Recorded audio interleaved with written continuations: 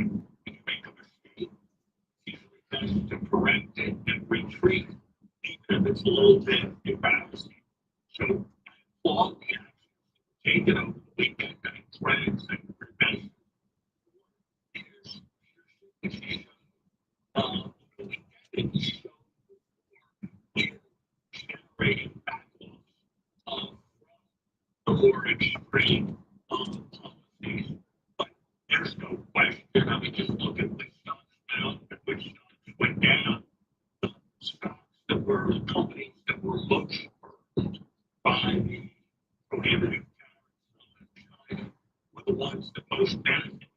It had to do with removals of restrictions, not any change in their policies, expecting importing goods from us. And that's been the pattern on each one of these things. So I don't think there can be any serious question that this is about markets celebrating retreats, not celebrating some kind of victory and accomplishment from these policies. Right. Like, so one of the things that we keep talking about when you're here is the risk of a recession in the U.S. And I'm interested to know, what is your assessment today? How likely is it that we are going to see a significant recession that Americans are going to feel, understand, and live? I'm encouraged relative to when I was here last, because I think the administration is showing itself to be less committed to disaster policies than I fear they would be. They are reading the response in economic forecasts, they are reading the response in markets, and they are adjusting by retreating. So I think the chances are still close to 50-50 of a recession, or perhaps a little bit on the south side of 50-50, whereas before I thought they were north of 50-50. Again, that is largely a reflection of the fact that the administration appears to be turning the wheel rather than driving the vehicle over a cliff. And that's a good thing. And again, I give Secretary Message a great deal of credit for reading the signals from the markets and for prevailing in some of the internal political struggles. Let me ask you about another piece of this kind of overall economic picture that the Trump administration is trying to paint, and that is this massive tax bill working its way through Congress right now. The House side unveiled their sort of general blueprint. Do you think that package will accomplish all of the things that Republicans claim that it is going to accomplish, that it's going to supercharge the economy? Because whenever I ask anyone a question about, hey, how are you going to fix this damage being done by the tariff policy, the answer is always this tax bill. Is that right or wrong in your view? Yes. Right. First of all, the largest part of it is simply carrying on policies that are already in place. Second of all, when you borrow huge amounts of money and then you borrow to pay interest on the huge amounts of money that you have borrowed, it feels good for a while until it doesn't. And we don't know at what point the day is going to come when people become much more reluctant to roll over U.S. debt. And as a consequence, interest rates spike, doing lots of damage to our economy. That moment crept up on Britain. Britain was a stable borrower, and then they made some misguided announcements, and all of a sudden they were in crisis. We are raising the risk of that every day in the United States when we don't address the problem of the budget deficit. And when we take measures like this tax bill that are going to greatly worsen the budget situation, we are very substantially increasing our risk of financial stability. We act like we have all the leverage in the world. Truth is, we've issued so much debt that others have leverage over us as well. And prudence requires recognizing that.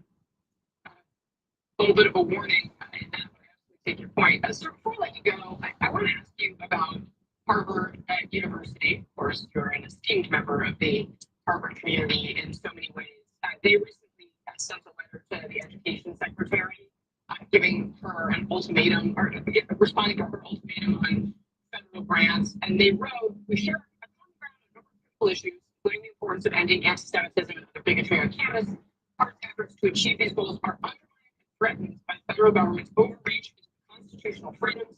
Private universities, Harvard will not surrender its core legally protected principles out of fear of unfounded retaliation by the federal government.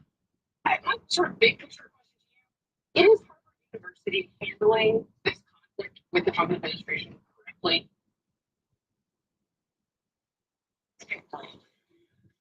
I would prefer that Harvard had much more strongly than it did before October 7th. I thought the university's responses after October 7th were shamelessly complacent about everything being okay at Harvard. So I've been sharply critical of many things that have happened at the university.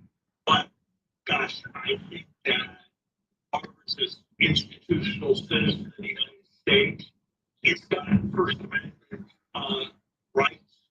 If Harvard allowed itself to be bullied out of its First Amendment rights, if it capitulated to federal power, if Harvard had to capitulate and just capitulate with all its $50 billion endowment, with all its prestige, with the tremendous network of its alumni, I think that would have been catastrophic for democracy in America.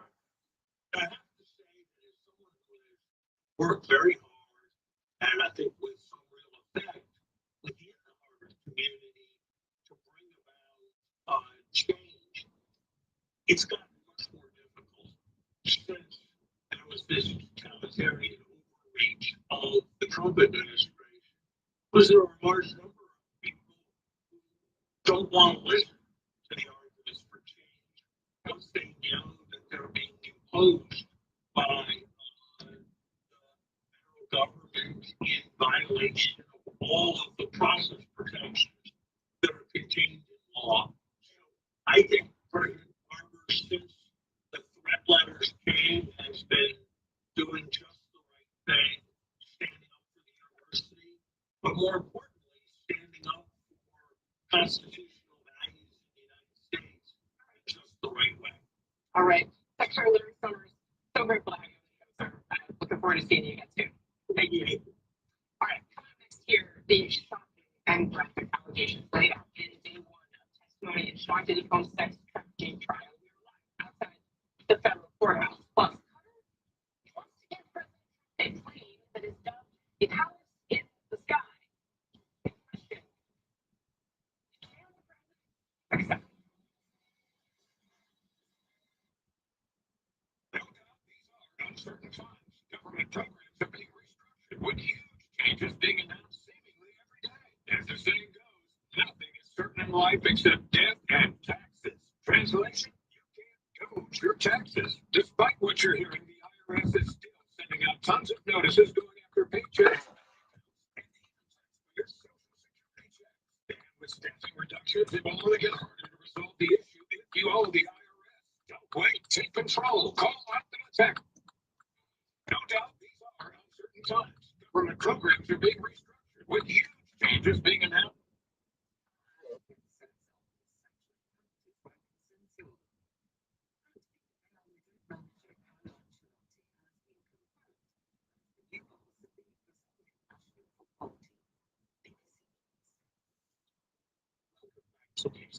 U.S. President Donald Trump had urged Ukraine to take up Russia's offer of talks in Turkey Thursday.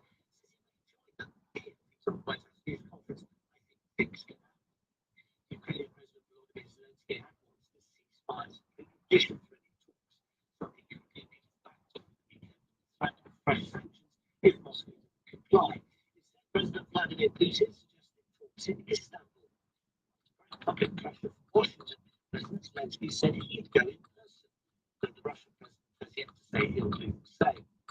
The BBC security correspondent Frank Gardner has been speaking to people in the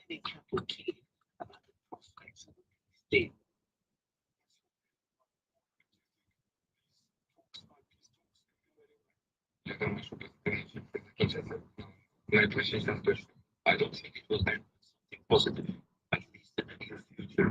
We've heard so many times about different ceasefires, once for 30 days, 5 days, some conditions. I believe it's just to distract people's attention. I believe I will express a common opinion. The thing simply a must. I don't believe what he says. I believe it's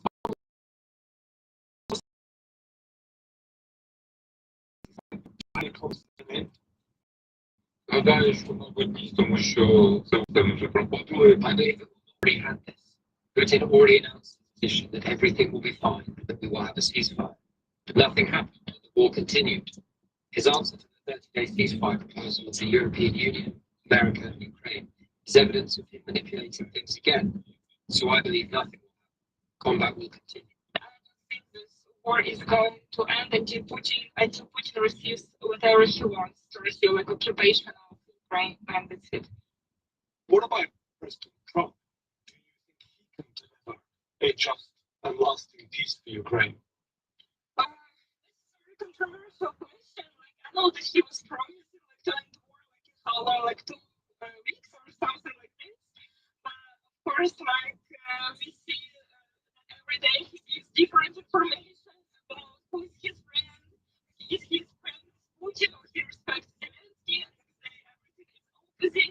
And I don't think that he's able to finish war just like that. There will always like he's very frustrated that he can't solve this conflict, and sometimes he becomes sort of hysterical. Yeah, so I don't think it's also like the question, the problem that he can solve. People in Kiev talking to the security correspondent Frank Gardner, they should say that with the talks on Thursday in Istanbul, they're going to be a different sort of talks about Ukraine on Friday in Italy. The Italian Defence Minister Guido Crosetto has just announced that he's hosting counterparts from Britain, France, Germany, and Poland to discuss the situation in Ukraine, or as he put it, to discuss their support for Ukraine. This is News Hour.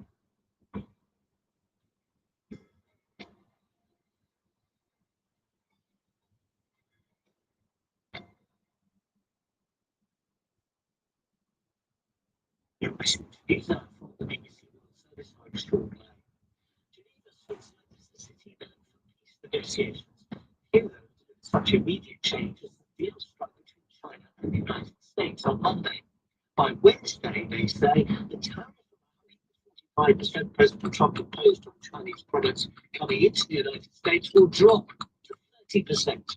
At the same time, Beijing will lower its tax on imported American products from 125% to 10%. The rhetoric's eased too, although tariffs imposed before the 2nd of April this year will remain in place. Last month, at the height of the US-China tariff, we spoke here on News Hour to Caleb Raymond. He's the president of the American Soybean Association, a product China had been buying big. Very explicit details shared in court all throughout the day today. Prosecutor describing decades worth of alleged abuse, including savage beatings of Sean Holmes' ex-girlfriend Cassie Ventura.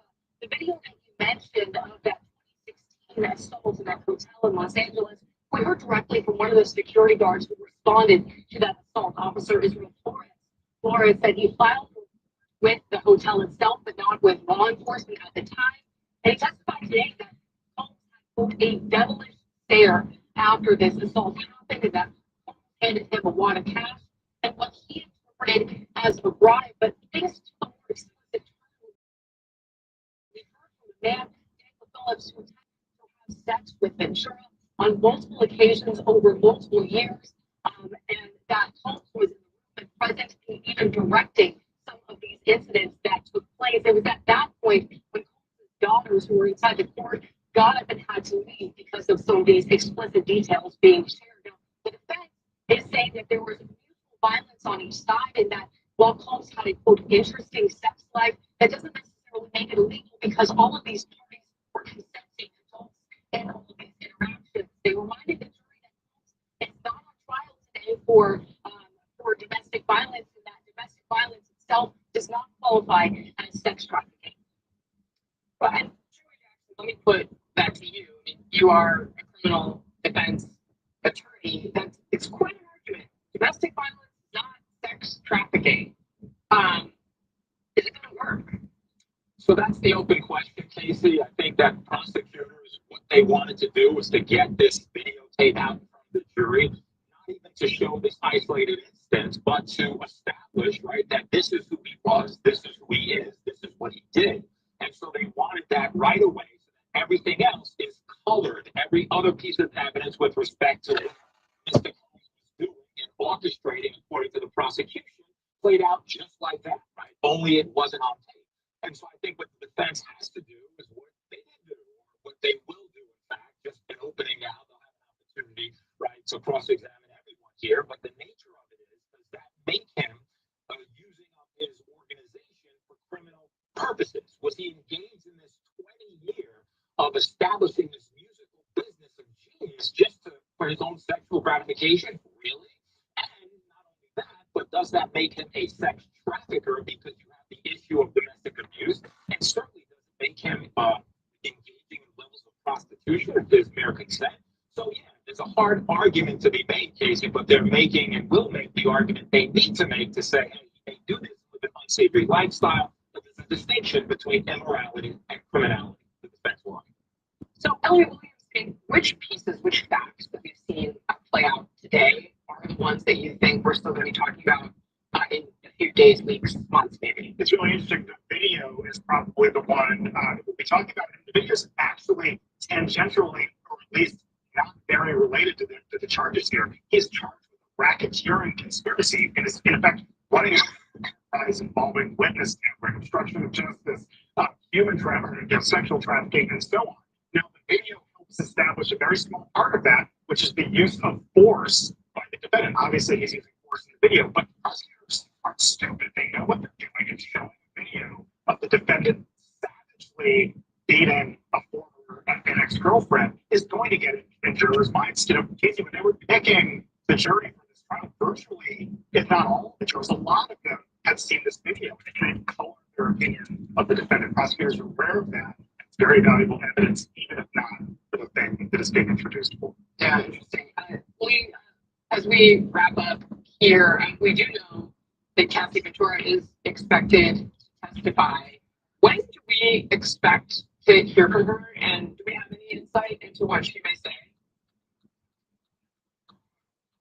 Okay, so initially we were expecting to hear from her today. Prosecutors indicated that it could come as soon as today, but they're planning on calling those first two witnesses before Cassie Ventura was sent to testify. We just saw the cross-examination of Daniel Phillips begin now by the defense, so it's hard to imagine we'll actually hear from her today, as court is set to wrap up around 5 o'clock today. But in her testimony, we're expecting to hear more from her about these alleged freak incidents and how she was allegedly drugged for days on end, forced to have sex with Holmes and other escorts, and also being tracked down by Holmes and members of his inner circle. Thank you very much, Joey Jackson. Always grateful to have you on the show.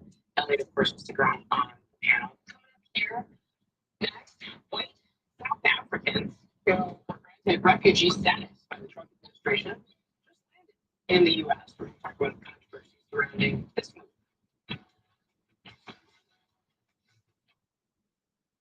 This was an President Trump supporter. We're going to kill someone. Got a feeling. Yeah. And I think a lot of the things that are happening in Washington, D.C. right now, they may start to feel it. I don't think they've fully felt it yet, but over time they will. If it continues down this road, there's just no doubt about it. And then when they feel it, they're going to go. Some of that right now. If it was on the ballot, it's still waiting. It's still kind of big margin. But I think with these tariffs, with the poverty plans issue, the fact that all this stuff is going to have jobs and inflation and the attack on families. I mean, the list is long. People are going to start saying, wow, this is what I figured ought to happen. We want to be terrified, right? Especially where you can't walk up to them. And I remember doing this in 2016. I did a series for the stage show called Trump They Trust. And you know, Mike Flynn was fired at the very beginning. You know, we went back out to see if they regretted their vote. And think the strong, and you see, so you're out there day 30, day 60, they were still in it. But it is the lived experience. And I should say, I actually don't wish that their lived experience is traumatic and scary. You know, all of these policies point in one direction. And they tell the story of a leader who's completely indifferent to the plight of his own supporters. And that's the piece that I think could erode their sort of wide faith in him. You know, you were having a conversation before the break about the manosphere and why the messaging isn't working. And I think one of the things that Democrats need to figure out is that, like, the influence of the right now is that it's largely driven by culture, right? That these podcasts start out as like, we're going to be right wing alternative, but they started out as like concerned moms. And the left has to figure out a natural way, and it's probably going to be driven by, you know, sort of voices in the culture, whether on podcasting or alternative media or whatever it is. It can't look like a political strategy. There are plenty of concerned moms that don't like additives in their food, and are worried about the influence of big pharma, that also want to have their children vaccinated, don't want other children to die of measles, regardless of where they live, would like a stroller that they can afford. I mean, there has to be a way for this to be a conversation that doesn't feel and is not driven explicitly by politics. And I think that's the only way you have a counter to the manosphere, which is, you know, Bond did start out being like, I'm going to be.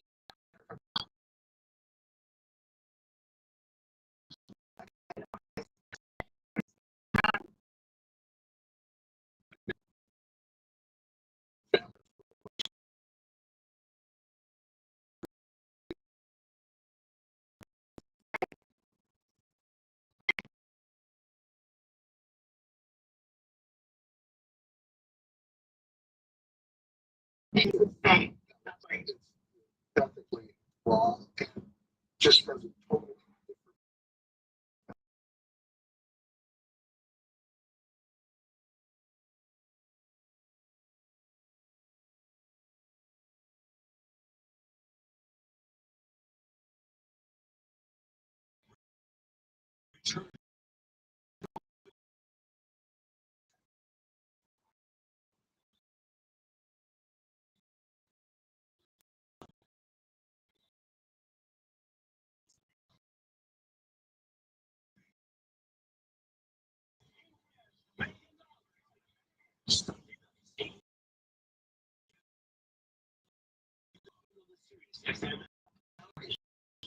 We know some wake up thinking of fear or to fight for peace. But whatever you're left doing, California Sidekicks will give you the guidance you need to feel certain about your life choices.